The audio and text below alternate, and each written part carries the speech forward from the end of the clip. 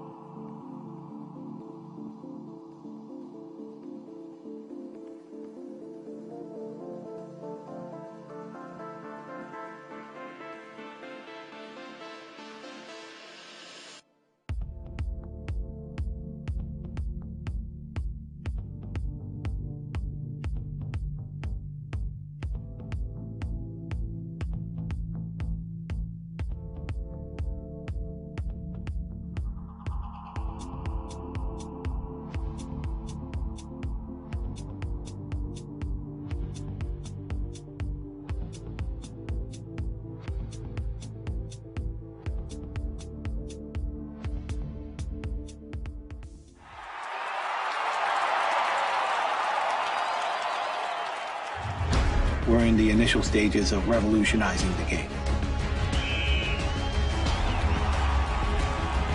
There's great technology out there that can make the game better.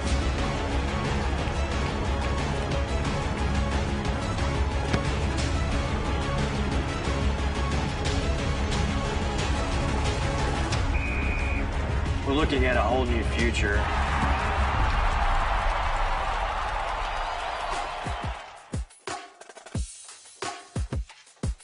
Please welcome host of NFL Total Access, Dan Hellie. Hey everybody, Welcome to First and Future. I'm Dan Helly, very pumped to be with you today. This event's going to be a little different than some of the others around Miami Beach, but I can promise you're going to learn a lot more here. A unique and very cool look into the future of innovation of our great game. It's going to be a little bit Shark Tank, a little bit Oprah when we get to sit down with the commissioner and Hall of Fame running back Curtis Martin as well. Before we get going, though, I want to thank our hosts, of course, the National Football League, Amazon Web Services, and the University of Miami, with special thanks to the U Innovation and the U Health and Sports Medicine Institute. Quickly, before we continue, how many of you guys have been here before to First and Future? Show of hands. Okay. All right, about a third of you. This is the 5th time that we've had this great event, and we bring people in from all over the world, innovators, to share their ideas that are going to make this game better and help modernize things. Previous winners of this competition have seen their ideas adopted into new equipment, drills, and they have even influenced rule changes in the National Football League. We're going to have 2 categories today. Innovation, this is going to highlight products that could improve player and health safety. And analytics, this is where we're going to use data to share important insights into the game. We are going to start with the innovation category. Big prizes today, too. $50,000 going to the winners. Round of applause for that. And maybe even better, tickets to Super Bowl 54. Second prize, $25,000, and also tickets to Super Bowl 54. You can see in front of us, we have a panel of very distinguished judges. Thank you guys for being here today. Jeff Dirk is our first judge, the Executive Vice President for Academic Affairs and the Provost for the University of Miami. How about a round of applause? Shelley Eibach, the President and Chief Executive Officer of Sleep Number, is here. Dr. Lee Kaplan, I saw you on TV in my hotel room the other morning. Dr. Lee Kaplan here from the University of Miami Sports Medicine Institute. Michelle Lee, Vice President of the Amazon ML Solutions Lab and former Director of the U.S. Patent and Trademark Office. And I have not seen this guy in a while. Ryan doesn't even remember. I was a local reporter in Florida covering him when he was a linebacker for the Tampa Bay Buccaneers, a Super Bowl champion, and right now the managing partner at Next Play Capital. All right, folks, let's dive right into it. Here's how the competition is going to work. Each team is going to have 5 minutes to pitch, followed by a 5-minute Q&A from our judges. The judges are going to evaluate the contestants based on their innovation and the likelihood of advancing athlete health and safety. You guys ready to get things going here? All right, I think so. Let's do it. First up in the competition is the team from Nextiles, based out of Brooklyn. Gentlemen? Hi. Thank you. Got a couple minutes to set up, or are you guys good to go? We're good to go. All right, lock and load. 5 minutes on the clock. See you in a minute. Good morning. My name is Eugene Wong, and this is Dr. George Sun, and we are the co-founders of Nextiles. I want to start today off with a little story. As a high school football player, I once had a massive head-to-head collision with an opposing team's running back. I ended up blacking out on the play and had to come off the field. Yet after just one play on the sidelines, my coach put me right back in, despite not knowing what had happened. In the following days, I was haunted by a number of questions, such as how hard was the hit on my head, how frequently had I been getting hit, and did I get a concussion? Existing technologies have tried to answer questions such as these, but to no avail, not just for head trauma, but for injuries across the entire body. At Nextiles, we are creating next-generation sensors to answer those questions. And it's because today's technologies can only go so far. Sensors made for vehicles and aircrafts have been miniaturized and forced onto our bodies to understand how we move. But we believe fabric, the same fabric that we wear every day, is enough to understand our human motion. The next innovation frontier is going to be in your clothing. And at Nextiles, it has been our mission to combine the sewing technologies with the computational capabilities of electronics, that we are able to build sensors as seamless and as comfortable as your clothing. We have currently secured 3 patents, the first in the design, manufacturability, and application of our sensors on the human body. And to prove to you, we have several applications in textiles where textiles are sensitive to 1, touch. The second is limb and joint movement. And finally, force and impact. And the reason why I want to focus on force and impact is because our first product is a force and motion sensitive helmet. That with our technology, we can retrofit existing helmets and align the interior padding with our force sensors. This adds little additional cost to the manufacturability and compromises very little when it comes to comfort and wearability for the athlete. What we provide is an understanding of day-by-day and game-by-game play of the forces and impact incurred on an athlete for their practice, for the game, and for the entire season. And to demonstrate this, we want to highlight a certain aspect of concussive hits. That a single hit isn't isolated to a single direction. As you can see from these multiple red lines flashing, a hit can actually propagate and reverberate around the head, causing shearing and straining forces that induce the concussive force onto the brain. What we get out from this are very insightful data sets that we can use to generate injury risk profiles for an individual athlete. So for example, a lineman may be hit hundreds of times during a game, but at moderate levels. But what we see, though, is for someone like a wide receiver, they may be hit rarely, but when they do get hit, can be catastrophic. Coaches and trainers can use this data to better manage player load and mitigate concussion risk, as the data can be transmitted in real time to tablet computers on the sidelines.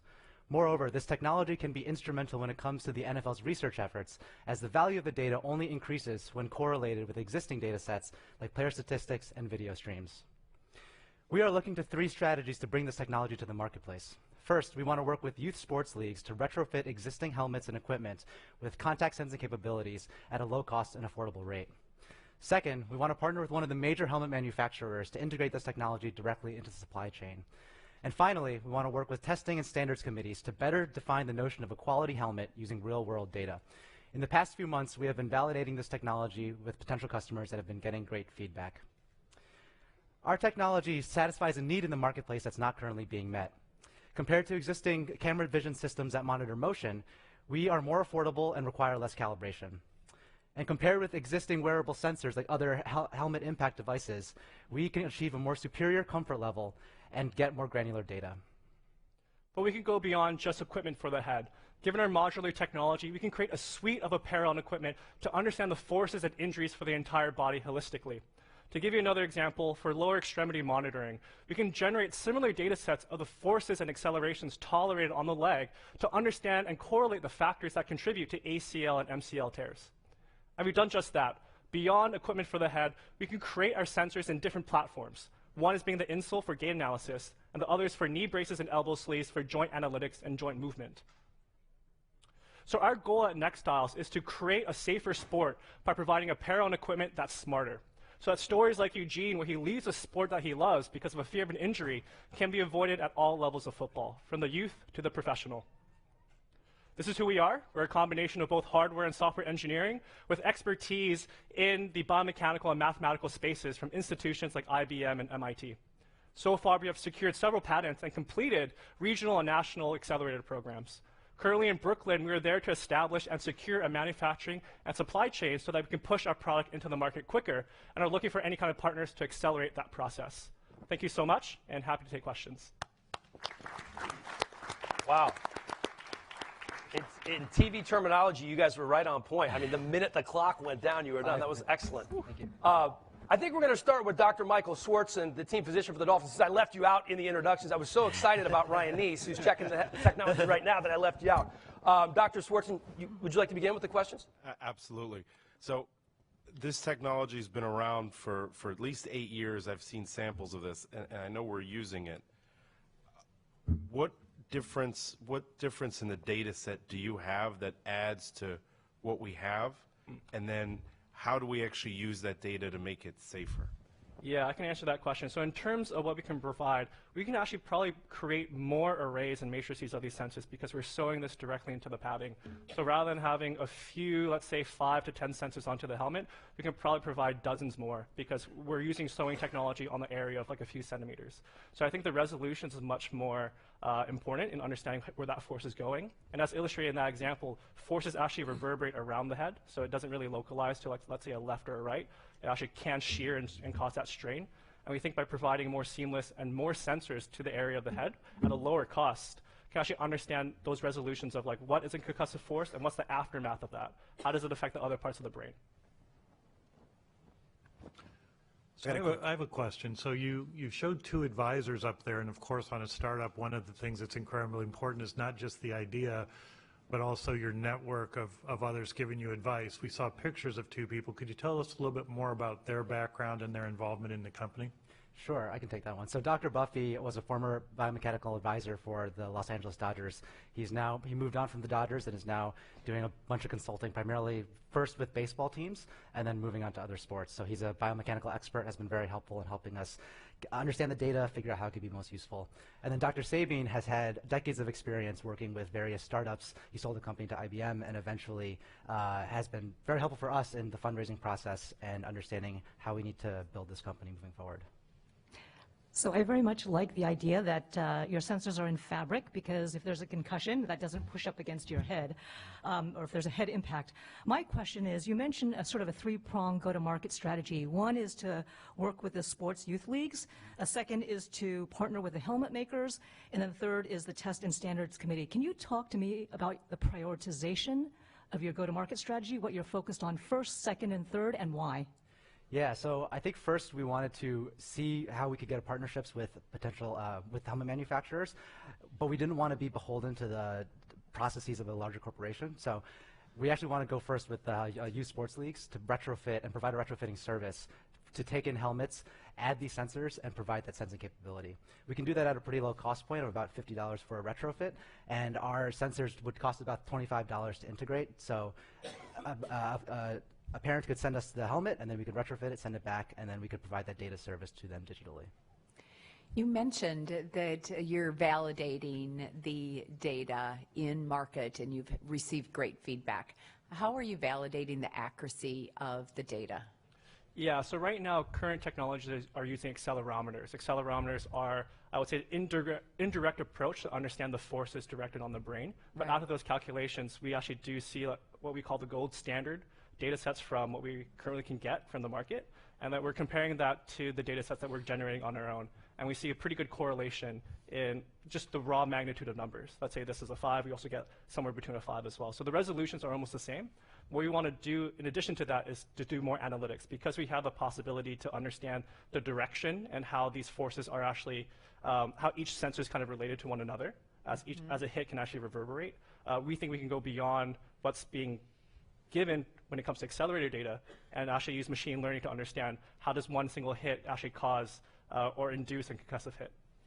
I have a question about two parts. Michael brought up the fact that there are other monitor ways to do this. One is, can you make it a patch so that the youth leagues can just put it into their system and from a scalability side?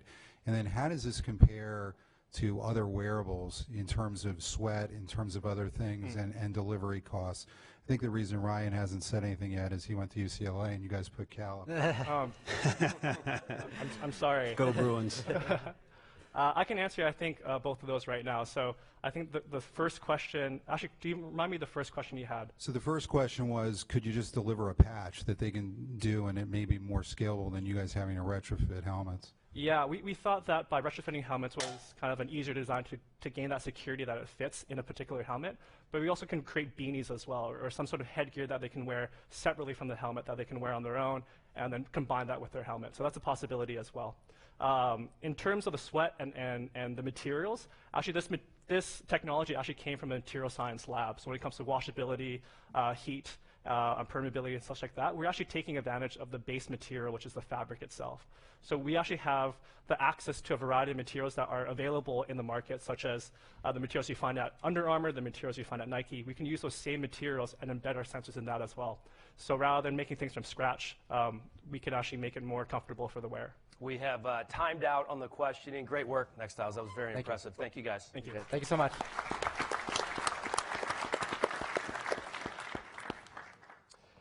Next up is Physmodo. This is Andrew. A round of applause for Andrew. Andrew, you will have 5 minutes. The stage is yours, my friend. Thanks. Good morning. My name is Andrew Mentor. I'm the CEO at Physmodo. We have developed markerless technology to measure how athletes move. Our screen takes 30 seconds, which allows high throughput. So here's the problem. In 2015 in the NFL, there were $450 million spent on salaries for players who were injured and couldn't play in games. Almost half of that's preventable. And it's not a problem that's just isolated to the NFL. As you can see, other major sports have the same problem. So what are we doing as an industry to solve this problem? Well, for starters, you can't manage movement if you can't measure movement. Now, the research says that if we can identify poor movement patterns in players, we can have intervention strategies to help prevent injuries. The research also shows that the #1 cause of injury is previous injury, but the #2 cause of injury is asymmetry. And more on that later. So, if we know the problem and we think we know the solution, why don't we have one? In a word, it's time. The traditional movement screens take about 15 minutes. That does not allow enough throughput to get repeatable screens. At Physmodo, we've developed a 30-second screen. That allows you to get a 53-man roster all screened in less than 30 minutes. That gives coaches the ability to establish baseline movement patterns for players and do the screens repeatedly. It gives you the ability to identify any movement deviations that one can correct. Now I'm going to show you what our technology looks like.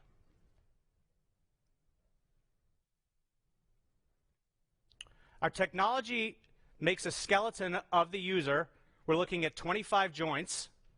We're asking the user here to do 3 overhead squats. As you can see, the user interface is pretty simple. And so we don't even need a coach or a trainer there to put the athlete through the screen. So in 30 seconds, this is the data we get. It looks like she moves really well, and in fact, she does have really good mobility. What we are seeing, and a couple things I want to point out. For activation, she is not activating her left scap. This is a posterior view. And we talked about symmetry earlier. On the left side, she's really favoring that. So we're not trying to diagnose anything here. All we're doing is providing data for the coaches that they can use to establish protocols to try and get the movement in a position that will help reduce injury.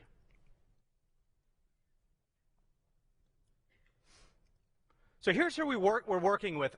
And you'll see we're working with multiple markets here. And there's just a couple of examples I'd like to cite. We've been working with the University of Tennessee in their Olympic program for about 6 months. The football team really liked what we were doing, so we implemented in January. Now, Tennessee has over 600 athletes. They know movement is important. They've been using the movement screen that takes 15 minutes. And with that many athletes, it's just really not practical to get their players through really more than once a year. Now, they're getting their athletes through consistently. And a nice benefit is with 18 to 20-year-olds, there's a gamification piece here. They like to compete with one another. They're not having the coaches prompt athletes to do the screens, but they're measuring players weekly. Another example is we got a contract with U.S. Special Ops and have 22 installations already. There are 750,000 soldiers that are not deployable due to non-combat related injuries, primarily musculoskeletal. At that number, you cannot have a 15-minute screen, and having a 30-second screen has really allowed the military to try and track player movement. So here's the team that has built the technology, a senior group of engineers with great computer vision experience. In the process, we've gotten feedback from the data science and orthopedic community. So in player health and safety, musculoskeletal injuries are not new. But at Physmodo, we're really excited that we have developed a new solution to try and address this problem. Thank you. Nice work, Andrew. Love the involvement with the University of Tennessee. From a totally objective point of view, no finer institution of higher learning than UT. They'll be happy to hear that if they're watching. Judges, we have 5 minutes to start questioning. Andrew, I'll ask you the first question. Talk to me a little bit about the business model. I'd love to hear what you're thinking about from a pricing standpoint. I'd also love to hear about how long your sales cycles are, and I'd also love to hear about the actual implementation of the technology. How's the setup, the onboarding, and that process? Sure. So, and there's a subscription at $3.99 a month. It's different for other markets. In the youth sports market, we're unfortunately haven't signed a contract that we should in about 2 to 3 weeks with a facility that's having hundreds of thousands of youth athletes come through for tournaments. They're looking to do more of a rev share. And in the military, it's similar to what we're looking at Tennessee. In terms of implementation, there's 2 pieces of hardware, or really 3. There's the monitor, a touchscreen monitor, the infrared camera that's all housed within a kiosk. That's standalone. You know, players can just repeatedly come through, pre-practice, post-practice, whenever they want. I wanted to ask a question about how it affects healthcare. So clearly Tennessee has that data. I could easily see it similar to the impact test for concussion where you're baselining the athletes. Have they gone back and looked over their 6 months to see how it reduces injury, and then maybe more importantly, how has it changed, or how are you working on them allowing it to change either physical therapy or other things that will change the movement and decrease the risk of injury, which you had alluded to? Yeah, a couple things. One of the initiatives for this year are really to look over time how our technology and the ability to do repeated screens is affecting injuries. I think I'd like to come back to the research that's already been done. I think it's pretty well established that once you can identify poor movement patterns and try and correct that, that does help. Now, we're just having a better solution to it so that you can have more movement screens. We have 4 domains there: mobility, activation, posture, and symmetry. We do provide corrective exercises for each of those domains. It's been a bit mixed. Some of the teams were like, we have no interest in your exercises. All we want is the data. We have protocols, and we're not trying to push our protocols to you. So especially at the orthopedics, they don't want that. In some other markets, in youth sports, yeah, they'd like to have some correctives that they can go back and do themselves.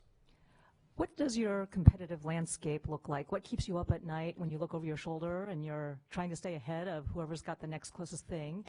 And have you filed any patents? Yes, we have filed 2 patents that are pending. The examiners tend to take their times.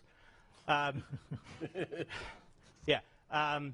Hope not too long. What keeps me up at night? Well, last night, this kept me up last night. So, need a sleep number bed. Yeah. There we go. My question to you is, how did your sleep bed address stress? You can accelerate the filing of your patent to get it within 12 months, you know. Yes. By paying an extra fee. Yes. Now I forgot your original question. Competitive landscape. What's out there? There's really a couple ways of looking at it. There are the traditional screens, the manual screens that are about 15 minutes. There's also a lot that you'll see with sensors. Players wear sensors, and it's extremely accurate. And that, again, is very costly, and it's also tough for scalability because you're having to put sensors on all the time. We're working, you may have seen the Red Bull logo, we're working with their human performance team. What they liked is they have one of those $100,000 Vicon-type machines. In 30 seconds, we identified the same issues that did. So we've kind of come in the middle of traditional manual screens, sensor-based screens, and have something that's markerless. The key here is driving throughput. We also wanted to have a 3D motion that captures all 3 planes, because there are 2D screens out there, but they aren't capturing frontal plane. They have algorithms to try, but ours is very accurate. How are you thinking about your innovation roadmap? What keeps you relevant over time? Yeah, I think there's a couple things there. I think we now are at a stage where, you know, we're getting baseline information, and we're able to establish that over time. But we want to take that a step further. We want to look at the recovery protocols. What is working for teams? And that way we can kind of go a step further. I barely have any time left. The other piece is we want to get kinematics and kinetics. So looking at pressure and force without sacrificing throughput, I think is a great opportunity.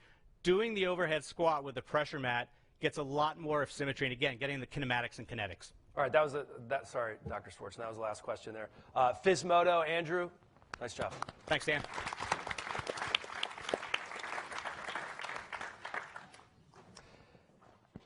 Next up from Vancouver is Plantiga. Quinn, stage is yours. Good luck. Thank you very much. Hello. My name is Quinn Sandler. I am the co-founder and CEO of Plantiga. In football and in any sport, when a player goes out on the field, when they go out on the court, on the pitch, it is very challenging to know what is happening to the mechanics of the lower limbs, the forces on the body. That is a huge blind spot that only leads into that burden of injury, which we know is pervasive across all sports. It's like you're driving, it's raining, your windshield wipers are not working. You can kind of see what's happening in front of you, but you really can't get clarity on what's happening. That is the situation that athletic trainers, coaches, physical therapists, and organizations in general have when they're trying to evaluate, again, what is happening on that field of play.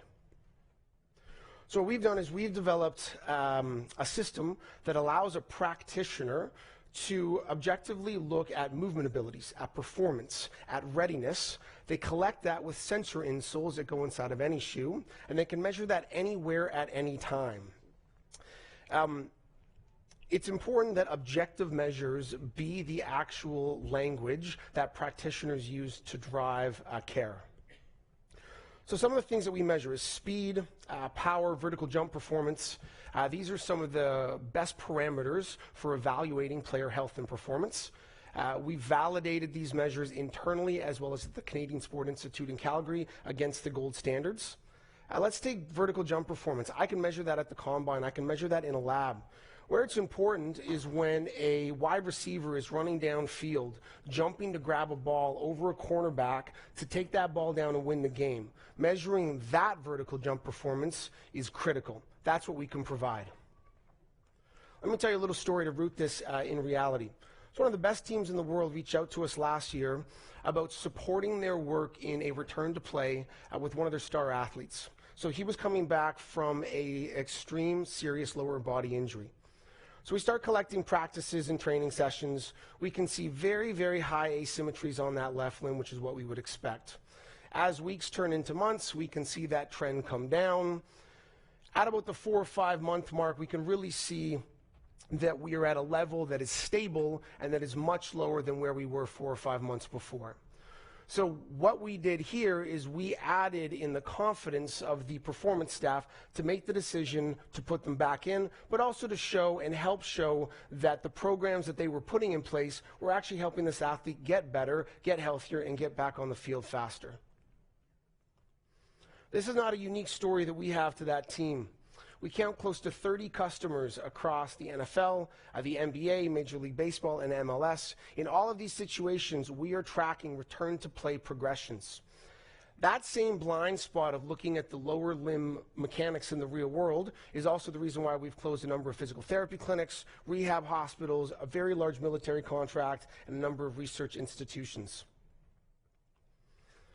We have a diverse team that comes from hardware, firmware, data science, data processing, machine learning, artificial intelligence.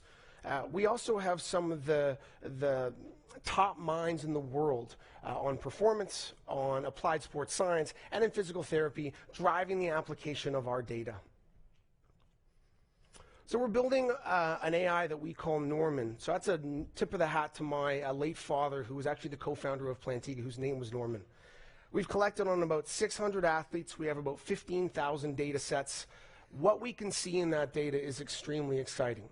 One thing we can do with the system is we could recognize if an athlete is walking, running from jumping. We have models around tracking ACLs, as well as screening for injury risk. I think to bring it kind of back home to the NFL, Imagine in preseason if we could baseline every single athlete and how they walk, run, and jumped, and built a movement signature for how they actually moved on the field of play.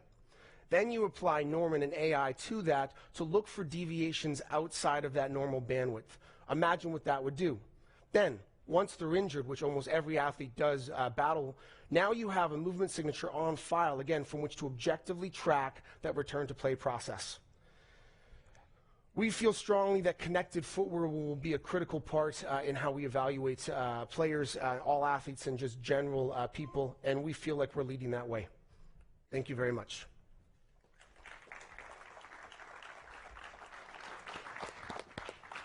Judges, who'd like to start with questions for Quinn?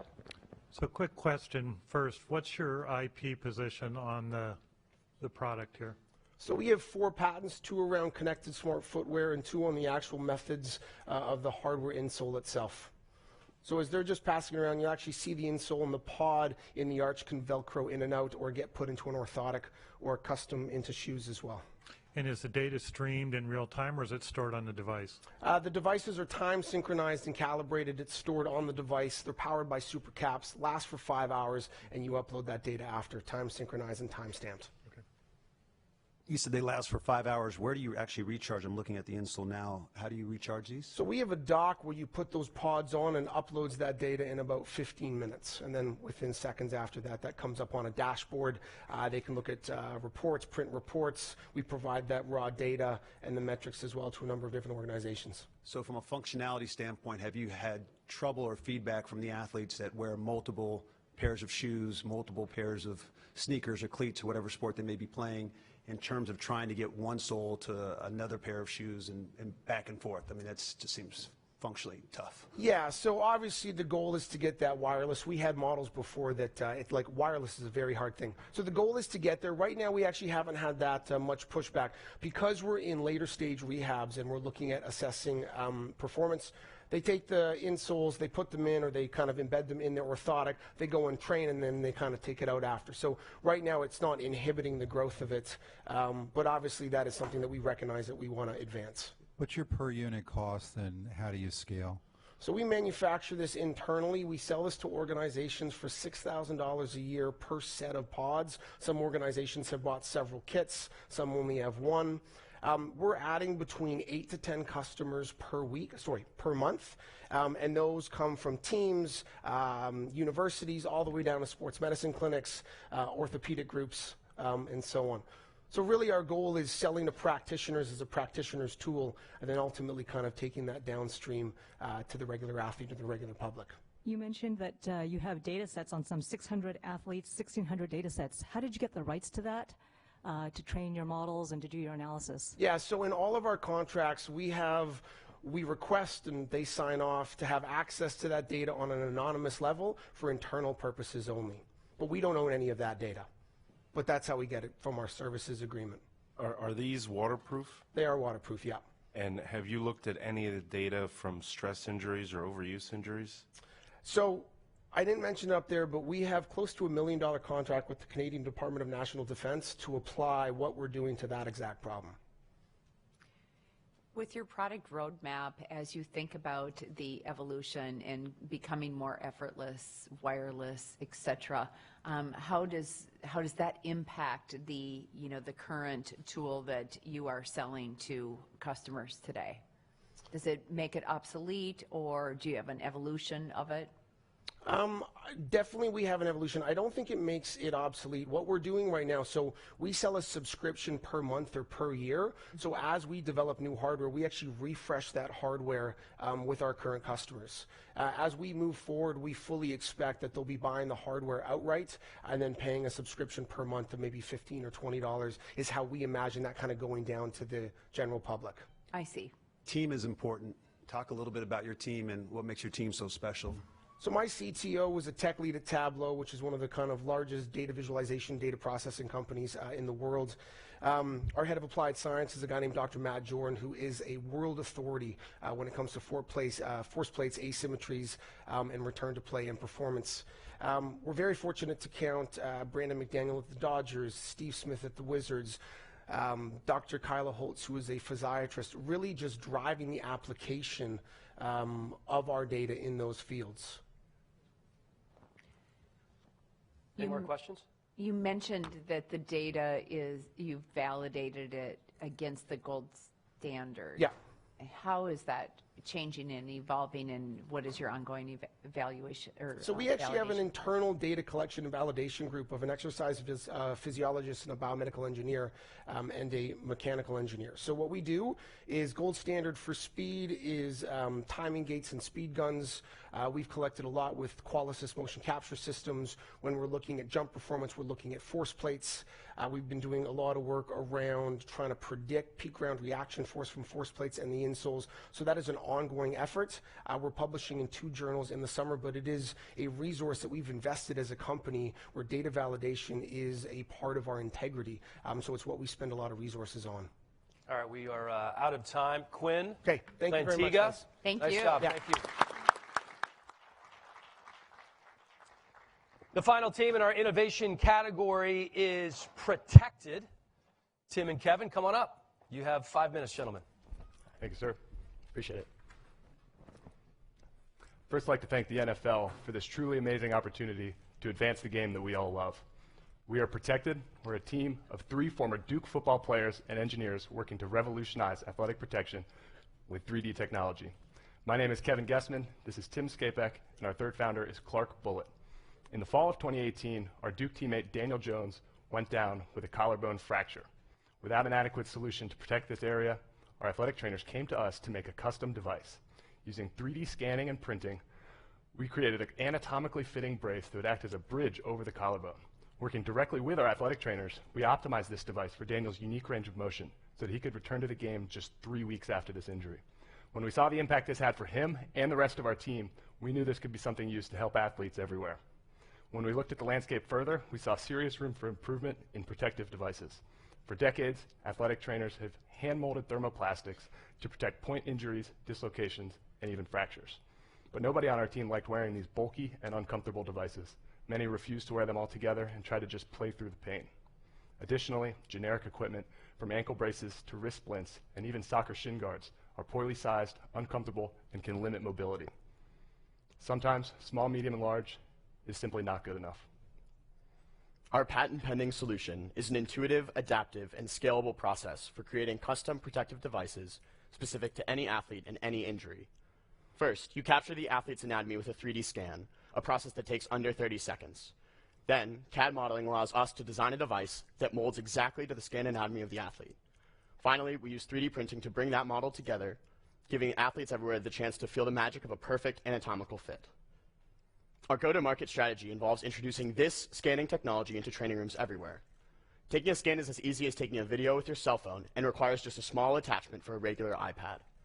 Once we receive a scan through our proprietary app, we get to work on modeling and printing a final device to be delivered in a matter of days. This process gives athletic trainers access to anatomically precise protective devices, optimized for an individual athlete's comfort, mobility, and protection. The real value here is that athletes will actually wear these devices because they actually meet the needs, keeping million-dollar players on the field and out of the training room. Here's a closer look at our devices for collarbone and SC joint injuries. As Kevin pointed out with Daniel's device, this rendering shows the bridge over the bone that redirects force into muscular tissue above and below. After making multiple such devices this season, this is a proven solution for the throwing shoulder of a quarterback and for a wide receiver who required full mobility to make any catch. Perhaps our most adopted device is our AC joint pad. Shown in the middle of the screen are current hand-molded, bulky solutions for this common injury. Next to those are a lightweight, low-profile device that redirects force away from the injured joint. Athletes who use this product have full mobility to make any play and say they can hardly notice they're wearing any additional padding. By working with athletic trainers directly at NC State this season, we made a range of devices, delivering final products in as little as 24 hours after taking a scan. This proved our model for incorporating our scanning technology into athletic training rooms, and we're confident that this type of turnaround is doable in under 48 hours anywhere across the country. In addition, this is not just a solution for serious injuries. We outfitted the entire offensive line with thumb guards, proving that our technology can be used for preventative means as well. We had 2 full season-long pilot programs in place at Duke and NC State this season, but we ended the year working with 6 college football teams making over 100 devices. We made products for sports other than just football, including a hand splint for a member of the Duke basketball team, forearm pads for men's lacrosse players, and even custom-fitting shin guards for a few soccer players. This season, we traveled to each team to perform the 3D scans ourselves, designed and manufactured each at our facility in Durham, North Carolina, and mostly hand-delivered these products to these teams. Next season, with our proprietary app, athletic trainers anywhere can take a 3D scan themselves, order our products, and have custom devices delivered just days later. As we look forward to having this technology becoming even more accessible, this gives us the chance to help make a difference in some of the 8.6 million athletic-related injuries per year in the US alone. On top of being just engineers and football players having a firsthand knowledge of the problem and the solution, we're surrounded by experts in the industry, from athletic medicine to members of the Duke, our former Duke professor that can help us build a medical device and 3D printing company. As this started as a football project to help an injured teammate, now, with your help, has the potential to impact athlete health and safety for a generation to come. Thank you.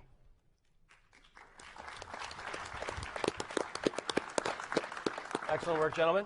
Thank you. Judges, who'd like to start the questions? So I like the fact that you guys are football-playing engineers and have the insights directly from your experiences as well as the ability to solve these problems. You've not addressed much about the business model and the cost. Talk to us about that.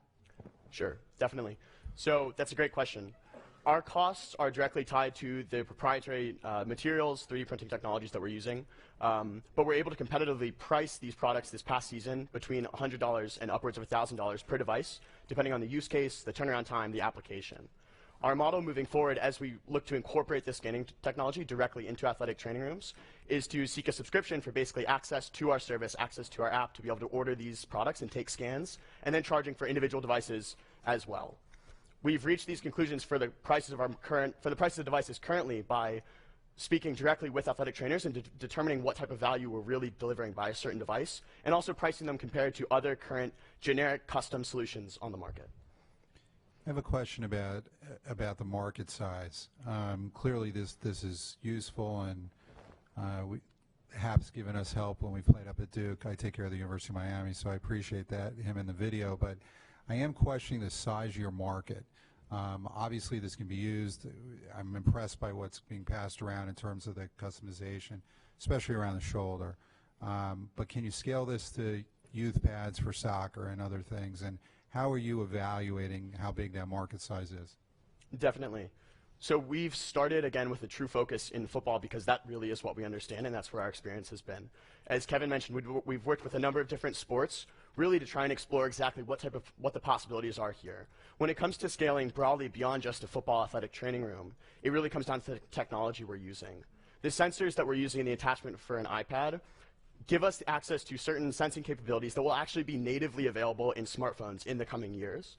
That opens up this access for any person at home being able to use our app in the future, a few years down the road, to order a custom shin guard from us, order a custom device at youth and at amateur levels as well. So Michelle brought up a really good point earlier that I have to ask you about. What is the patentability, but what specifically do you have pending? Is it the modeling? Is it the plastic? What piece of it is pending?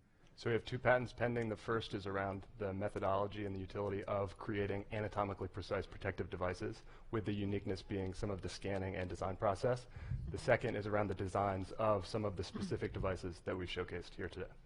Can you talk about the 24 to 48 hours?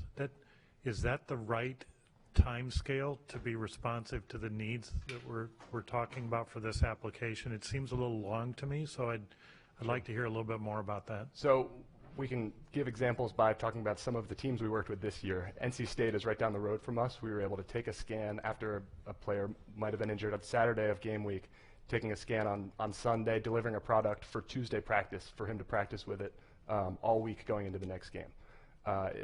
Another example is across the country, we delivered a pad to a school in California in under 48 hours with a next day shipping so he could go through practice leading up to the game. What's taking the time? Sure. When we receive a 3D scan, we are engineering, designing the devices ourselves. As we continue to see more and more of these devices, that time shrinks as we make more and more products. And then the 3D printing itself, the technology right now allows us to produce a device anywhere from like 6 hours to even a 15-hour print. That technology is becoming less and less expensive and faster as the 3D printing market continues to grow. So thankfully, I've not been injured in any of these manners, but is that is that soon enough, or will they go to some other solution before you can get your device to them in 48 hours or what have you, or 15 hours? I think it goes into the sport of football. You're not necessarily going to get injured in a Tuesday or Wednesday practice in the NFL. I don't think they're hitting too hard in midweek practice. So if you prepare for game day, we're going to be able to deliver custom devices for you to get a run through and then wear in game day. So the question really becomes, can the team print it themselves? Can they use your technology and sooner or later have the printer in the locker room and just go? I mean, we make all kinds of other things in the equipment room. Is that possible? In the near future, definitely. So 2 questions I have. I'm sure you guys have probably heard about another company called Carbon 3D, which is obviously using polymers and using lattice-like structures to help protect athletes and protect football players, putting those lattice-like structures inside helmets. One of their initiatives is to move away from hard plastics. The NFL and other sports are trying to move away from hard plastics. Is that a concern for you? Are you thinking about other types of materials? And then the other thing about liabilities, just putting anything on an athlete under their shoulder pad or on their arm or a piece of plastic in the NFL, no trainer, it's very hard for a trainer to just adopt any type of product without having the proper trust. And just curious on that side as well. Definitely. I can probably address the first question and swing over to Kevin for the second one.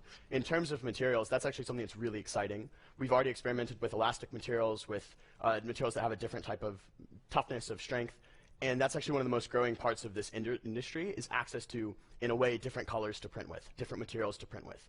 We experimented with lattice structures as well and incorporating those into our products to have them, to incorporate some give into them. We focused right now on the applications and the products we made over the season of finding applications that really required this type of rigid material that beats the current standard that's used. But we already have other materials that we're testing in our lab to start creating devices for different applications that cater to something that's less hard, that's less abrasive.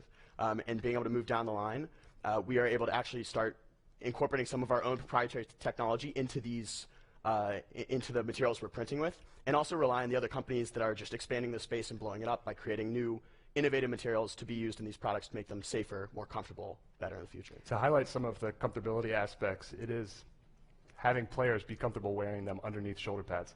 To exemplify one of the AC joint pads, as we're running out of time here, but the comfortability aspect, to be comfortable wearing under a shoulder pad, playing, having full mobility. I actually have an AC joint pad here on me right now to highlight the low profile and lightweight that these products allow, and full range of motion to make any play necessary. As football is a game of inches, inches can be the difference in winning and losing, and ultimately in the NFL, the difference in millions of dollars. Thank you. Protected. Strong finish there with the pad underneath the suit. I like that. Thank you. How about a round of applause for everybody in the innovation category? Great work today.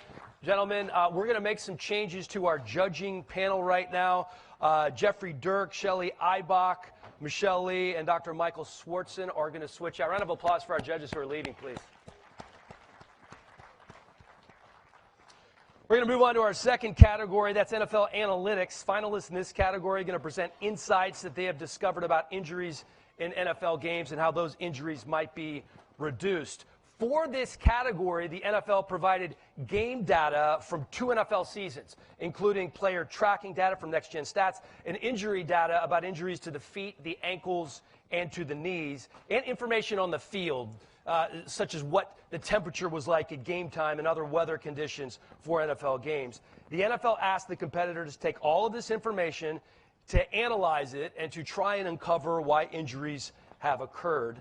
The finalists were selected because of the insights that they could provide that could really help change and improve the game. All of these finalists, by the way, have already won $25,000. They are going for some Super Bowl tickets, which I think is a good price here today as well. We're going to have the same format here, 5 minutes to present and 5 minutes of Q&A from the judges. Joining Ryan Neese and Dr. Kaplan as judges for this category are Dr. Priya Panapali, Senior Manager and Principal Data Scientist at Amazon ML Solutions Lab.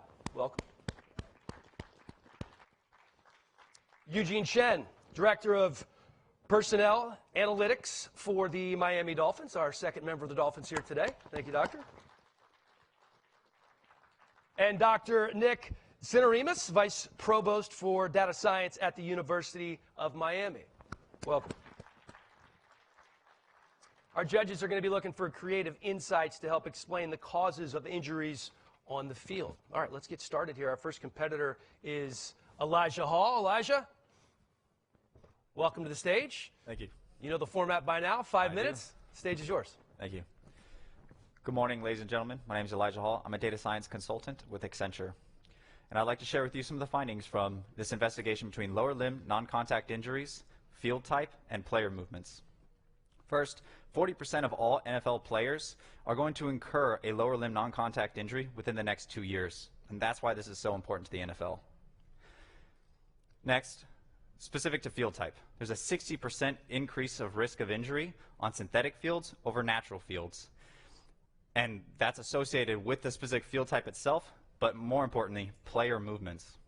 So the first challenge is to characterize these player movements across both field types and trying to explain why is this increased risk occur. So if you're going to do that, what if you might plot a lot of these routes on a field? And I don't know about you, but this is very difficult to pull away some useful insights about the different player movements, red being on natural and blue on synthetic. So the first challenge is how do you characterize these routes in a way that you can extract some of these differences? So I generated 3 specific features to try to extract some of this information. The first, I've coined the zigzag ratio. Now what that is, it's the overall length of the route, denoted L by the solid line here, over the total length between the start point and the last point. And what that tells you is a larger number tells you that the player ran a curvier route like the solid line. A smaller number, as it gets closer to 1, represents a straight line route. The second I've called is the diff OS, and that's the difference between orientation scaled by speed. So the difference between position 1 to position 2 in that timeline of that player's route, that specific difference in orientation scaled by how fast that player was running at that time. And you can plot this over the life of the route, which is the plot that you're seeing here. The third is the OS metric. Now what that's doing is it's calculating the amount of that player's route that was beyond these risk thresholds that I have in these black dotted lines here. Values greater than 0 are left turns, values less than 0 are right turns. So those peaks represent high velocity left turns, and those valleys represent high velocity right turns. So to bring this to light, as this player runs this route, you see the diff OS being plotted throughout the life of this route. And again, those peaks represent those high velocity left turns that you see at the beginning, at the end of that route. So what this also tells you is that this player running this route on a synthetic field has a higher risk of injury than if you ran the exact same route on a natural field. So, but we had a lot of other features. So those features just characterize player movements. So how do you tell what's most important? Well, the best way for most data scientists now is to run it through a model and see which features are significant to predicting this higher risk of injury. So here you can see the top 4 features for predicting higher risk of injury is the zigzag ratio, the field type, temperature, and then the OS metric. What that also tells you is that player movements is more significant than other features such as position and play type. So what do we do about it? First, teams need to justify their need for a synthetic field, or if they want to transition to a synthetic field, they need to justify that trade-off between the higher risk of injury to their players and the benefits that they're receiving by having a synthetic field, such as an enclosed stadium to benefit fan experience. Second, specialized cleats should be enforced. This would be a rule that NFL would adopt that would force players to wear cleats for synthetic turf and natural turf. And the NFL already has strong evidence to support the fact that cleats perform differently on different field types, synthetic versus natural. And with the results of my investigation, it also shows that player movements increase the higher risk of injury. And therefore, the medium between the player and the field are the cleats. So enforcing this rule would remove any potential risk due to faulty equipment or wrong equipment. Third, teaching players how to run on synthetic fields versus natural fields. I'm not suggesting that you teach them to run all over again, just understanding that high velocity turns increase that risk to lower limb non-contact injuries, especially if you're running a route and you know you're not the one receiving the ball or not even an option. There's no need to put yourself at any added risk. So performing these three different recommendations will decrease that frequency of lower limb non-contact injuries throughout the year. Thank you.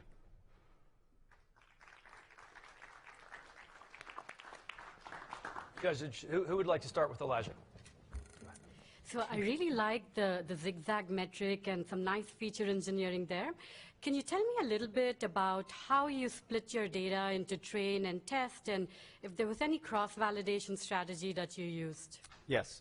So the first, this is more of a rare case scenario because you only had 100 or so routes that ended in injury, and you had several 100,000 other routes. So I randomly sampled routes, assuming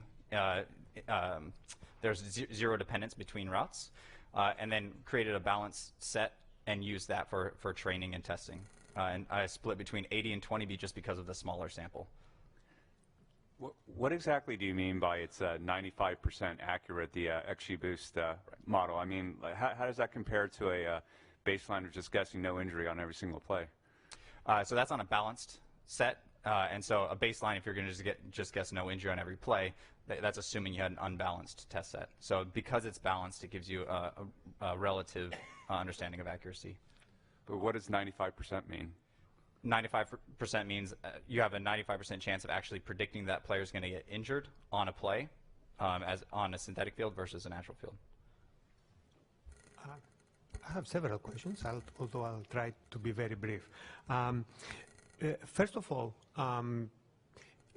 I'm sure that you are limited by the data sets that the NFL provided. Given that fact, would you wish to have additional data sets that perhaps would be more informative, that it would allow you to make even better recommendations for that? So. Yes. So one would be knowing exactly where on the play was that player injured. As you saw, there were multiple peaks and valleys, and so it's hard to tell necessarily exactly when that player was injured throughout the entire route of the play, because it might have been a small injury, and then after the play he realizes his ankle was injured, and then it gets recorded as an injury, but he still ran his route 100% all the way to the end. So knowing exactly where within that route was that player injured would be beneficial. I just don't think they have that granularity at this current point. Just a follow-up, did you consider cumulative effects in the injury, or just the play alone? I did consider that. So that part of that OS metric, you could calculate a cumulative value across the entire game, as an example. I just didn't use that in the initial analysis. It was kind of based on time, and so I'm representing what was done within that specific period of time. But these features would allow you to accumulate them and incorporate time. From a performance standpoint, when you think about the difference between natural grass and optimal weather, and natural grass deep in the winter, call it the frozen tundra of Lambeau Field, synthetic. Right. So assuming that natural fields in colder weather are more harder than warmer weather. We don't have that data to understand that interaction. You can look at some of the data, but because of its smaller sample size, especially associated with injury, you might only have 1 or 2 injuries on a sunny day. And so you don't have enough data to actually take away some sort of useful insight to be able to answer that question. You mentioned earlier that different types of cleats on different types of surfaces could make a difference. Can you customize, or can you set up a program with this modeling where, for instance, Ryan could go test on 2 different surfaces and I could, different sets of shoes? His ideal may be different than mine? Not with this specific data set. So the evidence that I was referencing was a research paper that was a part of the problem statement that showed that the specific resistance or traction from the cleats on synthetic field versus natural fields was a little bit longer, like 1/10 of a millisecond. But even in a very, very fast game, when you're running at some of the speeds these professional players are running, that fraction of a second throws off that turn, or might throw off that planting of that foot, which causes the injury. So that causation is not necessarily clear, just the understanding that that specific interaction between those fields is different, and that's the only medium between the player and the field is the cleats. But could it be that the player and the way they push that force and they cut, that could make a difference based on the type of shoe? It could. It could also be, yes, that's a fair comment. It could also be the specific player themselves, some asymmetry in their legs as well. So some players might be more prone to injury. We just don't have that kind of data. So you proposed a few changes based on your analysis. How did you go from translating your research and findings into those changes?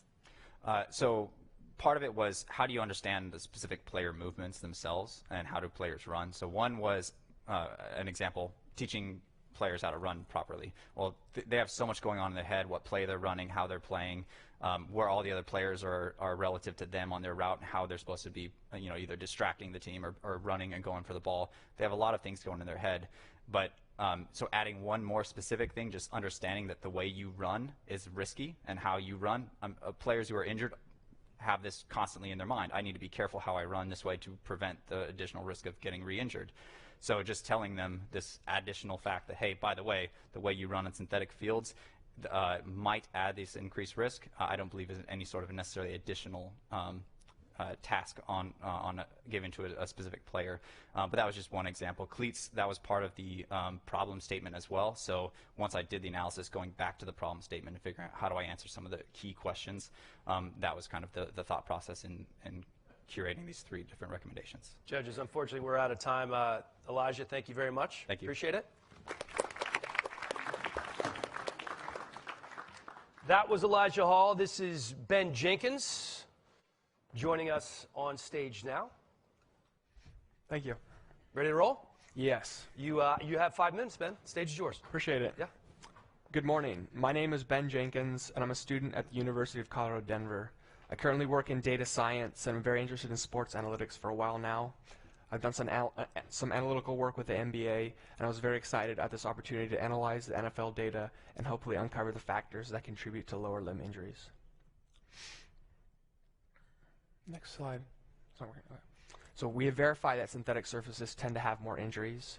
Punts, we have identified that punts are the most dangerous type of play, and this is likely a result of sudden changes in player movement as measured by acceleration or deceleration. Guards are less likely to be injured, while running backs and linebackers are more likely to be injured. Other factors such as player location on the field, temperature, and the number of plays all impact the probability of injury. We have noted that high deceleration in addition to high twisting are strongly associated with non-contact lower limb injuries. This is a plot of a linebacker who was injured on a punt play, and as you can see in the middle of this play, there's a sharp reduction in the player's speed, and this corresponds with a max deceleration of negative 3.5 yards per second. We found that there are significant differences between the injured and non-injured players in regards to their max deceleration. More specifically, the maximum deceleration is approximately 43% higher for injured players, and this is likely significantly contributes to lower limb injuries. We found it useful to examine the angle difference, which is the difference between where a player is looking versus where a player is going. In this example of Derrick Henry, he's looking the direction he's going. This is an angle difference of 0 degrees, while Stephon Diggs is running forward. However, he's looking back and to the left, and this is an angular difference of minus 120 degrees. We found that high angle difference is associated with lower limb injuries. We can now both combine deceleration and the angle difference in a single plot, which allows us to better detect unusual movements that would likely have contributed to the particular injury. Here, the circumference of the circle is the angular difference from 0 to plus and minus 180 degrees, and the distance from the origin of the circle is acceleration.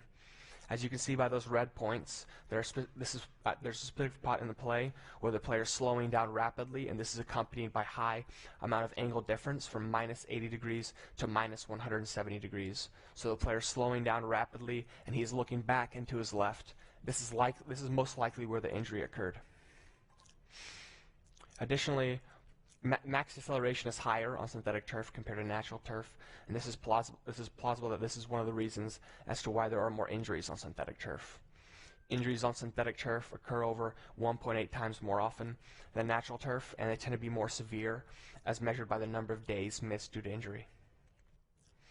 Examining the injuries on synthetic and natural turf by body part, we find that there are significantly more more ankle and toe injuries on synthetic turf, and some studies have suggested this is due to the cleat interaction on synthetic turf. We have found unique insights by examining the location of injuries on natural and synthetic turf, and we believe that this hasn't actually been shown before. We find that injuries on natural turf tend to be more clustered on the middle of the field, while injuries on synthetic turf, shown in red, tends to be more dispersed across the field. One of our key recommendations is for the NFL to further analyze this to see if they can validate our findings with more data, And if so, they need to examine as to why these differences exist across the between the playing surfaces. Our second recommendation is to substitute natural turf for synthetic turf whenever possible. Further review of the mechanical properties of synthetic turf would be useful in regards to deceleration. There may be specific properties that result in players having a higher deceleration, which contributes to injury. Certain plays and players highlighted as higher risk could be considered for potential upgrades to equipment, such as special footwear or padding. Additionally, teams could consider reducing the number of plays that have high deceleration of high twisting, as we've shown that these both contribute to lower limb injuries. Acquiring additional and higher resolution data would prove to be useful. Additional data on more seasons would allow us to better predict injury occurrence. Higher resolution data, such as helmet-mounted accelerometers or more wearable technology that more precisely measures changes in player movements, would prove to be useful. Lastly, a key improvement would be the exact time in which the injury occurred. However, this may not be possible for the majority of players. This would allow us to better analyze the pre- and post-injury movements. It allow us to better identify the causal variables that contribute to lower limb injuries. Thank you for your time.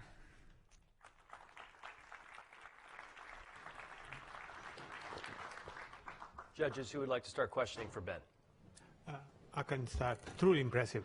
I just have a question, actually, whether you consider the individual players and whether they had the previous injury and how that may have affected potential future injuries. Yeah, so in this analysis, I didn't look at prior, so there's only 105 injuries in this data set, and there weren't any injuries of the same player repeated, so actually couldn't actually analyze that. But I think in future it would be very useful to be able to actually analyze that maybe prior injuries increase the likelihood of having a new injury. Hi, great job. Do you think injuries result with cumulative loads or rather one sudden movement? I think it's most likely, it's more likely that cumulative movements affects the injured player. I think that it's widely accepted that that deceleration is associated with non-contact lower limb injuries. I think it's a combination of both the individual change, drastic changes in movement, as well as the cumulative over time. I'm curious what your recommendation would be for, you mentioned that the angle of the player's head of where they were looking, if they were not looking in the direction in which they were going, were susceptible to more injuries. I know in my own life, I'm just walking around my house. If I don't look where I'm going, I'm probably more susceptible to injuries as well. What would be the recommendation in an instance when players have to have their eyes before their feet to look where they're going to change directions? Yeah, it's a great question. So I think there isn't any tangible kind of recommendation that I think that should be instituted by the league. I think NFL teams should just further consider eliminating some of those plays. For example, maybe a wide receiver route where the guy's running, then he cuts, and then you can try to eliminate plays where there's significant, where the guy's looking for the ball and diving, because we found that those two factors contribute. So I think further analysis is done, but I think it would be hard to reduce those kind of plays, but I think it's important for the NFL teams to understand that these two are associated with non-contact limb injuries. So Ben, that may be difficult in terms of how the game is played, and one of your points is really good, because if we compare this to basketball injuries, where obviously the footwear is different, the surface is different, but they're usually running towards where they're looking, versus football or soccer, especially soccer in youth girls, where we see high injuries. So is it possible that maybe we should use your data and help train these athletes to protect them, especially to avoid the cumulative effect, which was mentioned before? Yes, I think our analysis would be a useful application for specific players, and if I have further data from more seasons, I can be able to accurately predict injury occurrence based on a cumulative load as well. So I think it would be very useful. You've mentioned max deceleration and twisting as some of the key factors. What sort of modeling techniques did you use to arrive at these? That's a great question. So I built a gradient boosting decision tree model. So it's a collection of decision trees that are aggregated together to make decisions where every tree attempts to minimize the error on the previous tree.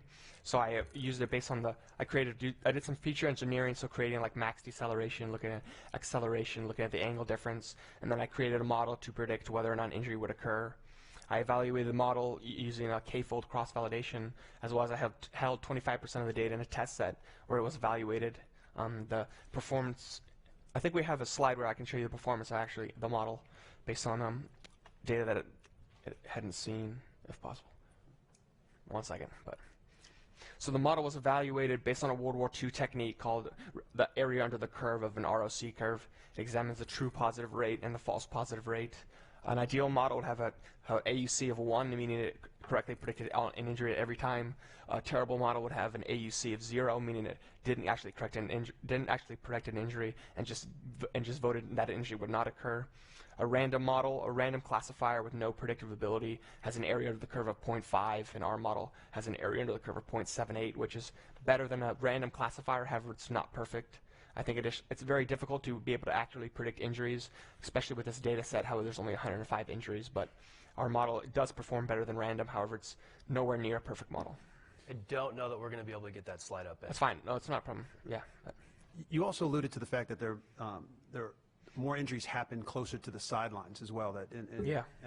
Is there a chance, too, that before, I don't know if all fields are like this anymore, there used to be a crown in the middle of the field, and then it would slope towards the sideline, and some fields still have that in place. Would you have taken that into consideration of maybe actually leaving from the middle of the field, running down towards the sideline, actually accelerate speed, then therefore could increase injury?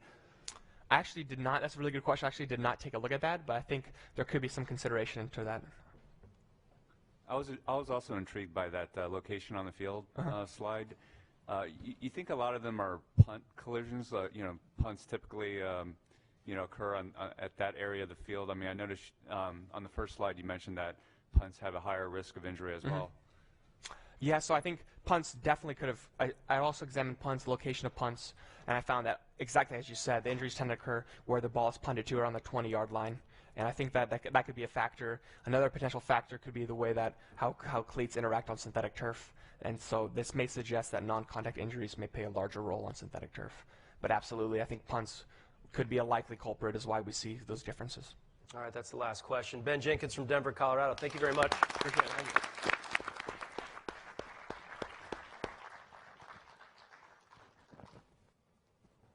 I don't know about you, but my head was spinning with some of the explanation. There are so many numbers, and it's fascinating stuff here at the First and Future event. We're going to have one more in this category. He's going to be making his way to stage here in just a moment. And it is John Miller. You ready to go, John? I'm ready. All right, 5 minutes, sir. All right. Hi, everyone. My name's John Miller, and I work as a data scientist for H2O AI. My job is to help our customers use artificial intelligence to improve their companies. Today, I'd like to share my findings on preventing lower body injuries. So lower limb injuries are a big deal for the NFL. Every season, on average, there are 25 ACL tears, over 90 MCL tears, not to mention other injuries to the knees, ankles, and feet. And that's why the NFL asked us to look at this data and provide some insight. I have two key findings from my analysis. So one is that players spending less total time on synthetic fields are less likely to be injured. And number two is that there are actually some other factors such as acceleration, rest between games, player rest, and the environment, weather and temperature, that have more impact on the injury rates than turf type alone. So when I looked at natural versus synthetic turf, I first divided the players into two groups. One of players who played mostly on natural turf, and the other for players who played mostly on synthetic turf. I then used survival analysis to track those groups over time and see how the sizes of those groups compared. And what I found is that there was quite a difference between the groups, especially between about 4 and 12 games. And so if you look at around the 6-game level, the blue group, which played mostly on natural turf, was at a 92% rate. So they had 92% of that group was still not injured, versus the orange players who were mostly on synthetic turf, who were at 83%. Okay? Another way to look at this is to look across at any percentile level. So if you look at, say, the 80% mark, which is when the original groups come down to 80% of their size, the orange group playing on synthetic turf makes it to around 8 games, whereas the blue group playing on natural turf gets to almost 12 games with the same amount of attrition. Okay? So I went from there to actually look where teams and players play the game, and I found quite a difference in locations. So you have on one hand Oakland playing 1 game on synthetic turf for this season here, and you have the Atlanta playing 13. And as you peel that back, well, it starts to become apparent why. I mean, all teams have to play 8 games at home, and so if they're based on synthetic turf, there's 8. They have to play each of their division rivals once at home and once away, and so if they have 2 rivals who are on synthetic turf, that's a couple more games, and so on. And there are a whole lot of constraints that enter into the picture with something like this. Still, if you were to try to take an opportunity to schedule a team's away games against a team based on natural turf, then that might provide a more balanced picture, right? And then you get to something like this. Now, entering another factor into that big puzzle of the scheduling equation does not make it easier, but it might be good to include that in the risk equation and try to find a balance. All right, then, stepping back, I looked at all of the factors that we had available and built a predictive model. And this model assigns the likelihood of injury for all of the players in our sample. The goal was not so much to predict that, but to identify factors that are important in predicting that. And so I found that, yes, synthetic turf and more play on synthetic turf does increase risk. There are other things, too, that increase risk even a little more. And so one is the number of days between games. The fewer days, the more risk that is present. Another one is weather, and so precipitation. Teams playing in rain and snow were correlated with higher injury rates, as well as high temperatures. Okay. And then finally, acceleration. Accelerative forces on the joints, particularly lateral acceleration, make a difference as well. So the opportunity here could be, to look at each of these factors as well and try to gain additional insights to make players more safe. Here's an example here where we look at acceleration, and so you can look at player acceleration on a play. We have all of the next-gen stats data, right? So we have the player's movement, every play 10 times per second, for the duration of the game. And so using something like this acceleration map, you can take a play, you can take a series of plays, you can compare positions, and you can identify, spikes in acceleration and use that, in a historical way, or you could even use it in a preventive way. So to wrap up, 3 things that I found. One is that spending less time on synthetic turf does provide a lower probability of injury. 2, that other factors such as player rest, environment, and acceleration actually appeared to be more important. And finally, there are some things we can do. Considering the field surface for games and practices and digging deeper into some of these other factors will help improve player safety and keep the game fun. Thank you.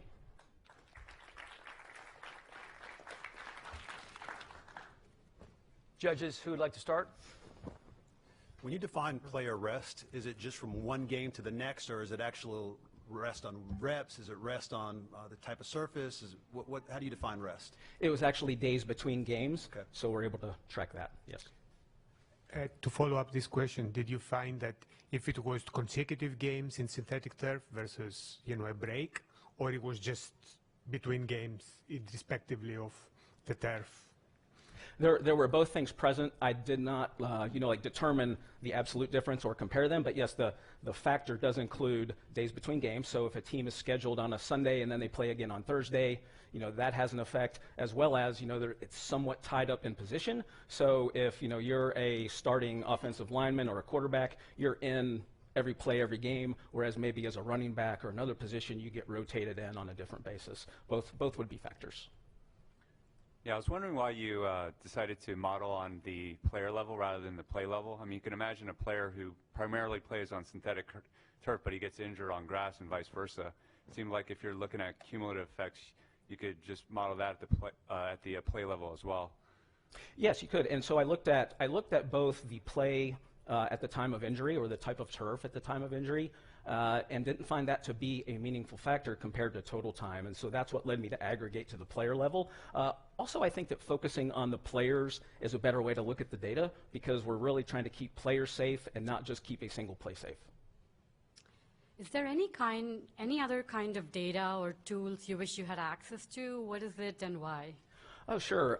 So you always want more data for something like this, right? I think for me, some of the opportunities would have been to know the timings of the game. In other words, we knew that it was a player's 3rd game. However, that didn't necessarily mean that it was during week 3 of the season. So having some more definitive data, being able to trace, hey, here's exactly what was going on, would have been helpful. Also, exact locations. So we knew natural turf versus synthetic turf, but we didn't know that that was like Hard Rock Stadium versus Allegiant versus wherever. And there are differences even between synthetic and natural. There are different grades of synthetic turf. There are natural fields that have issues due to weather, that sort of thing. Staying on that for 1 second, you made a really good point bringing in weather. Ryan had a question before about turf with Lambeau. Are we maybe missing something, and it should be more algorithmic in that at a certain temperature, like down here, one turf is better than the other when you factor in things like that you mentioned, humidity, et cetera, or the cold, as he mentioned before? Should there be more of a combination of an algorithm that we're missing? I think it is good to consider some of those things, and I lost my slides, but I have a slide in the appendix that shows how those things compare. And if you isolate for something like extreme temperatures, you see that somewhere around 80 degrees, and this is a small sample size, but games that are played over, I think it's 70 to 80 degrees, they did correlate to a higher injury rate. And with weather, you could see sort of the same thing with rain and snow. Harder to identify, but it was there. So just to follow up with this, you say correlate. Did you have enough data to go from correlation to causation, or right? I wish I did. And that's one of the drawbacks of machine learning methods, is that they're great at discovering interactions and they're great at finding correlation. Making the jump from that to causation really requires a lot of domain knowledge and really controlled experiments that we weren't able to do here. Did you consider play type, like punt, kickoff, pass, run?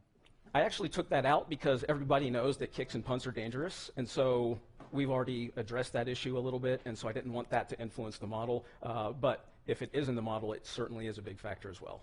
Yeah. What modeling techniques did you use? I used, just like my colleagues, I used extreme gradient boosting and built a model based on that, applied cross-validation. I think I used tenfold, and then really tried to limit overfitting because this data set's easy to overfit to, and I used that technique. Judges, we good? All right. John, thank you very much. You guys have some work to do. Are you ready? This concludes our pitch portion of First in Future. The judges are going to go into their high-tech chamber and decide for about 20 minutes or so who's going to be winning some prizes today. We are going to begin the panel portion of the day here in just a matter of moments and focus a little bit on some of the things that we have seen today, and also talk about some other things, maybe a little Super Bowl 54 chat. We are going to have a Hall of Famer here and the commissioner here as well. So hopefully you all can stay and watch the panel discussion. I, for one, learned a ton. I know wearables have been a huge factor as of late in terms of the innovation moving forward in the NFL. We certainly saw that today, and interesting to hear some of the analytics and the studies on synthetic turf and natural grass. I believe we are almost set up here, and I'd like to introduce my panelists here in just a moment. Please welcome back to stage Michelle Lee from AWS. Thank you. Thanks. Great job so far. Thank you. And Commissioner Roger Goodell is with us.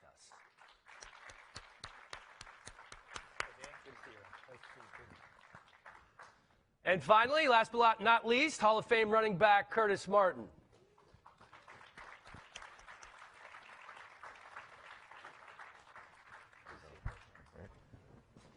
Can't see anybody. Commissioner, let's start with you, if that's okay. Oh, a lot of focus on lower body injuries. Well, why the lower body focus this year? well, because the vast majority of the injuries are lower extremity injuries. 60% of our injuries, and frankly, the vast majority of game time missed is in the lower extremity injury. So we think we can take the model that helped us reduce concussions so dramatically and apply it to the lower extremity injuries and have hopefully a similar result. And that would be dramatic, obviously for the health and safety of our players, but also for the game. It allows the players to be healthier, play more, and play at a higher level, which is what they want. I thought it was fascinating talking about synthetic turf versus real turf, because obviously synthetic turf has grown leaps and bounds since the old days, and it is hard to tell because of all the different weather conditions. Were you able to glean any information from what you heard?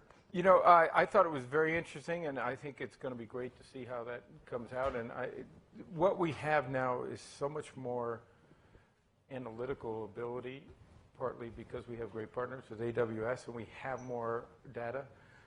They're going to help us analyze that and help us get to, I think, conclusions using machine learning and all the other technologies that they have, including the cloud. That will inform us to be able to make better decisions about, is it the turf, is it the climate, is it the cleat? Well, I think it's all of those things. The question is, how do we make that more, I would say, thorough in our research to be able to make the right decisions, ultimately to make the player safer? I feel like you looked at my questions because that was a great transition to Michelle at AWS, a partner. I don't have that good of eyes, I promise you. A partner of the NFL since 2017. Tell us a little bit about what you guys are bringing to the table and in this partnership with the National Football League. Yeah, absolutely, Dan. Let me start by saying what a privilege it has been to partner with NFL, first on the player or next-gen stats, using artificial intelligence and machine learning to enhance the fan experience, and now on the very important work of enhancing player health and safety. Now, if you step back and think about it, the NFL has vast troves of data and unmatched expertise in the game of football. And AWS has years of experience in cloud computing and machine learning. You combine the two, and the NFL, for the first time, can transform and enhance player health and safety in ways never before possible by insights from machine learning models. So insights into the circumstances that lead up to player injury. Insights into the equipment and the adequacy of the equipment and how it can be improved. Insights also into the impact of rule changes that you're considering and the effect on the safety of the game. And also, with data collected about the players combined with an understanding of the circumstances leading up to the injury, the NFL will be able to create customized, personalized recovery and rehabilitation programs to literally get the player back up on his feet and back on the field sooner than ever before. So really, through this collaboration, it takes advantage of AWS's expertise in machine learning breadth and depth of services, computer vision, to detect, classify, and identify player injury, and also to use Amazon's SageMaker to do risk modeling to predict when an injury will occur and therefore eventually to avoid it.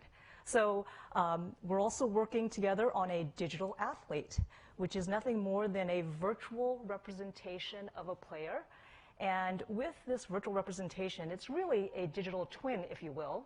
The NFL will be able to perform as many simulations as you want on player scenarios, play scenarios, injury scenarios, and again, when you have a rule that you want to propose, what's the impact of the rule on the safety of the game? So it can't be overstated, the leadership and the foresightness and the thoughtfulness of the NFL in using the latest in artificial intelligence and machine learning to really improve the safety of the game on the field. What's the timetable for that? Oh, we've got a long time. We've got many projects underway, some of which we are delivering results immediately. Yesterday. And that's what she means. Roger, right. The commissioner's got us, and we're delighted to partner with them on this important work. But there's lots to work on, but the potential is tremendously exciting. Well, I can tell you, for one, some of the data we use at NFL Network is fascinating. I don't think ever before we knew that a player was racing down the sideline at 21 miles per hour. Certainly not when you played, Curtis. Not that it was that long ago. We Curtis didn't have that. 23. He was faster than all these guys. How do you feel like, Commissioner, that this partnership is going to influence the game long term? Well, listen, I think what makes us successful is having great partners, and AWS is probably the most recent of the partners that are going to make us smarter. I mean, we like to partner with smart people who have great skills that we don't have. And I think they're going to be able to take this data and be able to bring it to conclusions for us so that we can decide whether we want to change a rule, whether the rule that we did change is effective, whether we need to put more focus into the artificial surface or the natural grass surface or equipment in some way. So I think all of that's just going to make us smarter, more effective, and it's going to advance so quickly now because we've been working so hard to just get the data. now that we have the data, now we can take that into it. And our committee, led by John York, who I believe is here, Dr. York, who is also playing on Sunday. Congratulations, John. But has really focused on this in the last several years, and I think has brought us into a place where it's not really the future anymore. It's now. It's the present. And you talk about smart people. We saw a lot of them on stage here today. Really fascinating, the stuff that we heard and we learned today. Michelle, in terms of beyond football, how can you apply some of the things that you're working on? Absolutely, Dan. There are plenty of applications beyond the football field, not only on the football field, which we're working on with the NFL, but beyond. If you stop and think back, other sports, biking, skiing, equestrian, baseball, hockey, all of these sports have the potential for injury to the head and to the body. And the use of artificial intelligence and machine learning techniques to better understand those scenarios can help prevent and also allow people to build more effective equipment to protect the athlete. So whether you're a professional athlete or a weekend warrior or an occasional dabbler in some athletic pursuit, wouldn't you want the best possible technology making the sport as safe as possible? And if you're a parent, a family member, or the athlete itself, yourself, wouldn't you want those things? So one area is in the area of additional other sports. Another area is in terms of workplace safety. If you think about it, construction sites, the construction workers too are exposed to a lot of dangers in their environment. Great point. And you can use this technology to, again, better understand the scenarios in which they're sustaining the injuries, to intervene and to prevent where you can, and to build better equipment. And a third example is in the area of defense. Our military men and women who are in combat also are exposed to head and body injury. So using this technology, provided there's enough richness in the data, like the NFL has, to predict and better understand the scenarios in which there's injury to the body, to understand the biomechanics, to build better equipment, I think we would all want that for our combat men and women in service. Sorry to leave you hanging for so long. Curtis, No thanks for joining us. No problem. I have talked to so many former players who work at NFL Network about how much the game has changed, even in the last 5 years. Yeah. When you look at what's changed, what stands out the most to you? What stands out to me is the information. Partners like AWS, they're able to take and collect all of that data that's going on out there on that field and show us how to best use it. That's what has changed, in my opinion, more so than anything. And what that data is doing is it's helping us as players. Well, I say us. I'm not an us anymore. You're still us. It's okay. But it's helping the player become more mindful. And I think you're seeing a smarter player out there on that field, a more informed player, a player who's more aware not only of himself, but also of his fellow opponent. And back when I was playing, I wish we had the information then. But in today's game, with the athlete becoming more aware, he's not only informed on how to better protect himself, but also how to become a more mindful competitor. Because now you don't have anyone who's really trying to go after someone, because we're really aware of the different types of circumstances that are now going on in the field, because we're all more informed. So my thoughts are that, and the biggest change that I've seen in the game is that players are now more mindful and more aware of what's going on. Couldn't agree more. I see it all the time. You watch a game, and when somebody, you see the level of concern, being mindful and being thoughtful. So as if I could just say, it's not just in the way they play the game, but it's also in the equipment that they wear. Exactly. For example, one of the most dramatic changes we've had is just the innovation that's come in the helmet itself and the protective gear. And players have now shifted. We have 99% of our players just in this past year that have shifted to the better performing helmet. That's good for the player. That's good for them short term and long term. Now, they're considering what shoulder pads are better. Previously, you were just given a set of shoulder pads and a helmet. And now you have that choice, and we're making more informed choices. So it's really more information for the players, for the physicians who are treating the players, for the coaches, and therefore the quality of the game improves, but also the safety. Interesting point in terms of the helmet technology, because it's come so far.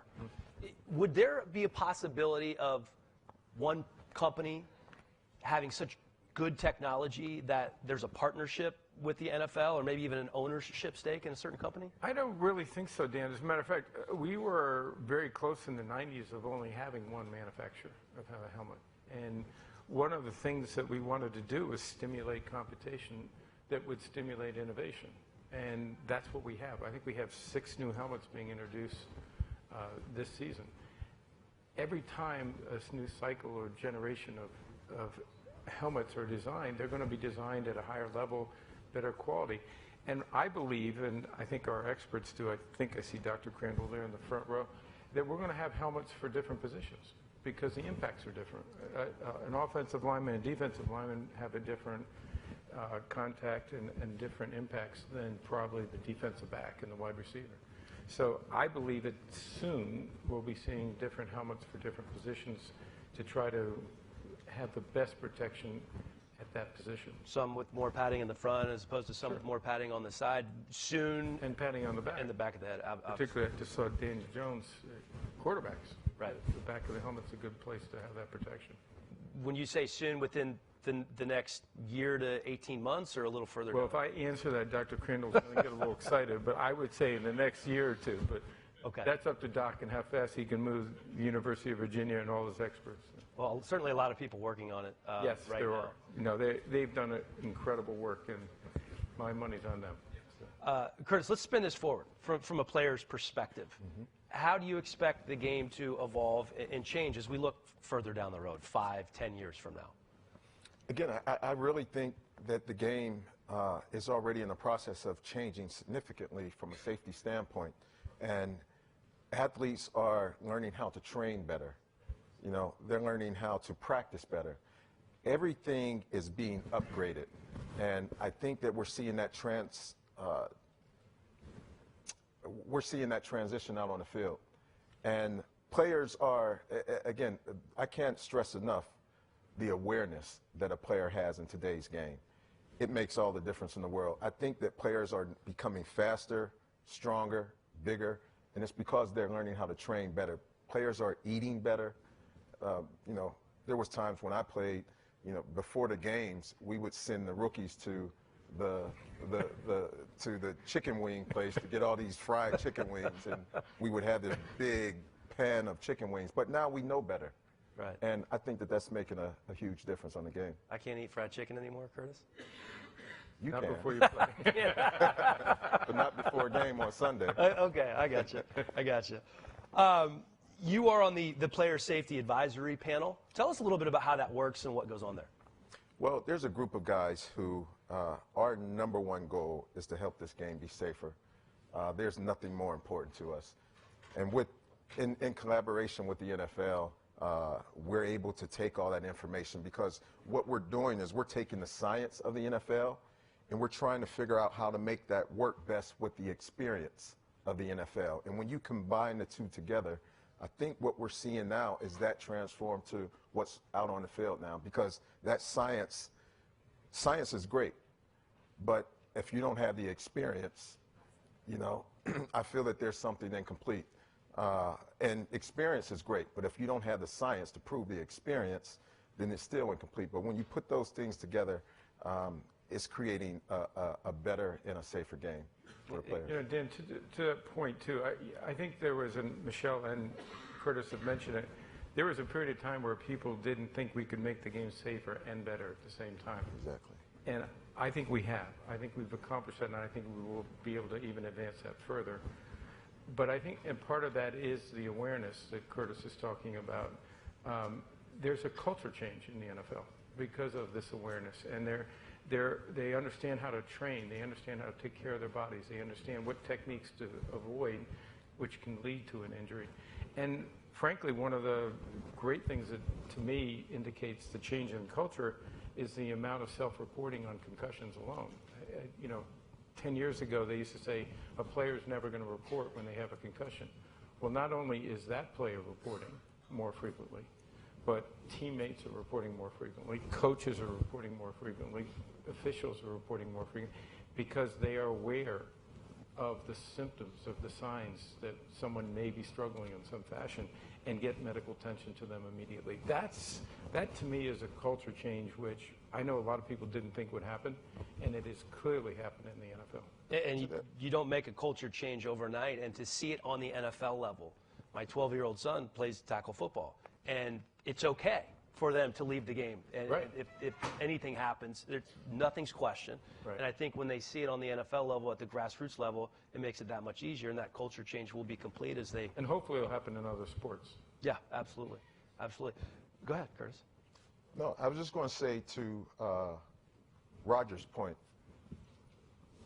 players are taking care of one another more so now. And there was times where, you know, you would see a player on the field and he was clearly injured, but this I have to be tough for my team mentality was what would always win out.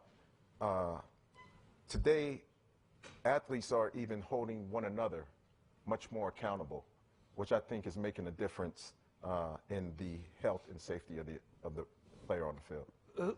Player-wise, who else is on the committee with you? Don't want to put you on the spot here. Most of the guys are retired. Retired so guys. There's no current players on there. Ronnie Lott, John Madden, you know. Giants guys of the that game. way. Yeah. A lot of the Hall of Giants. Famers. That's excellent. They work hard. Yeah. You guys are often in New York working on that. Willie McGinnis, very active on many levels in the league, and he talks about it often. Finally, as we wrap things up, Michelle, what are you most proud of in terms of your relationship with the National Football League? I think the work on player health and safety. I mean, we've done some incredible work with you on next-gen stats to enhance the fan experience. Absolutely proud of that work, but when you talk about getting the team excited and getting them up to waking up every morning and thinking about working on important, impactful problems and issues, this is it. So we're delighted to be a part of helping the NFL enhance its player health and safety for the better of the game. I think they're changing the game. And I don't think you can say that about a lot of partners. AWS is going to help us change the game for the better, and that's exciting for us.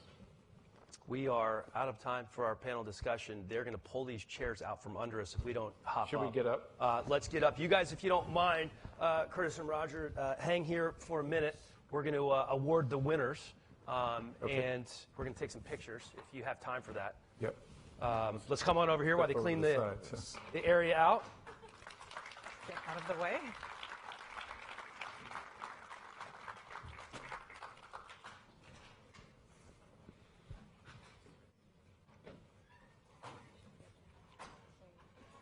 Don't look, Michelle. You can't look at the winner. Oh, I voted for one sec. It's true. I know one outcome. Oh, you do? Yeah. Oh, they were all good.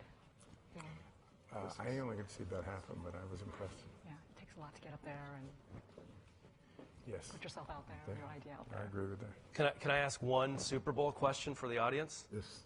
Can I ask you to pick a winner? To me? To you. I can't ask the commissioner to pick a winner. I got one. Yeah. The red team. Well played. Well played. I'm going with the Chiefs. You're going to go with the Chiefs? Yeah. Okay. Yeah. All right. We like that out there? Everybody except the York family. I don't think Dr. York does. I don't think they're down with that. Do you have a pick? I'm from the Bay Area, so you know which all team right. I'm rooting for. That's good. It's 50-50, split down the middle, and the commissioner likes the red team. Yeah. All right, have our judges completed the selections? Drum roll. All right. I think we're ready to announce today's winners. The first category, innovation, of course. Remember, the company's vying to win $50,000 in tickets to Super Bowl 54 or a second place prize, $25,000, and tickets to the Super Bowl as well. Once again, the company's participating: Nextiles, Physmodo, Plantiga, and Protected. We're going to start with the second place winner. I got to go over here and get the check. That's a big one. $25,000 goes to Plantiga. Guys, come on out. We'll take a picture. Congratulations. Congratulations. Well done. Yeah, thank you. Go ahead. No, no. I'm get in good. there. I'm good. Okay. We good? All right, congratulations. Thanks very much. You got to take Well that done. check with you on the plane. And the grand prize winner in the innovation category is Protected. Congratulations, buddy. Congratulations. Congratulations. Congratulations. Well done. Congratulations. Here's the check, fellas. Wow. You're doing. This, Oh, congratulations. all right. Let's get in the middle. This would pay for a semester at Duke, I think. Not really.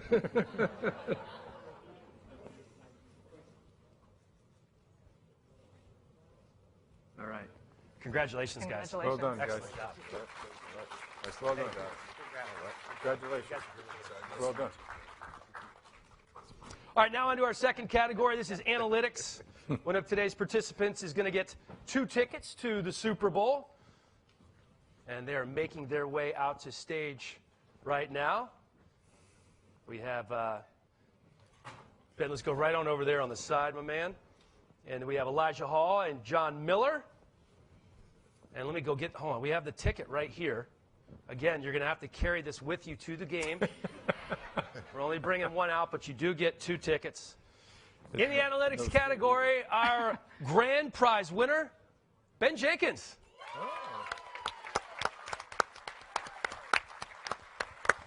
Just here right in the middle. We'll get right around you. Congratulations, Ben. Oh, yeah, come on in. Well Come on done. in. Absolutely. Congratulations. Congratulations. Congratulations. Yeah. It's great. Put this right here. Congratulations. You got it? All right.